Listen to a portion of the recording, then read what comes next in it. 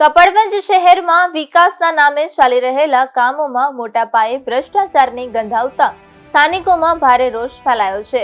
Gujarat urban development company દ્વારા શહેરમાં 11 કરોડના ખર્ચે નવી ગટર લાઇન નાખવાની કામગીરી હાલ ચાલી રહી છે, પરંતુ કામની ગુણવત્તાને લઈને અનેક પ્રશ્નો ઊભા થયા છે. સ્થાનિક રહીશોનો ગંભીર આક્ષેપ છે કે ગટર લાઇન માટે વપરાઈ રહેલી પાઇપો અત્યંત હલકી અને નબળી ગુણવત્તાની છે.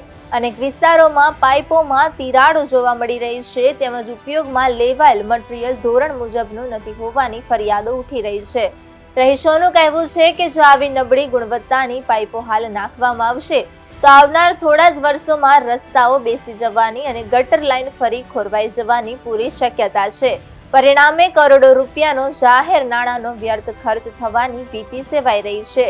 સ્થાનિકો દ્વારા પ્રશ્ન ઉઠાવવામાં આવી રહ્યો છે કે શું જીયુડીસીના જવાબદાર અધિકારીઓ દ્વારા કામની યોગ્ય દેખરેખ રાખવામાં આવી રહી છે કે પછી કોન્ટ્રાક્ટર અને અધિકારીઓની મિલીભગતથી સમગ્ર કામગીરીમાં ભ્રષ્ટાચારનું નેટવર્ક ચાલી રહ્યું છે.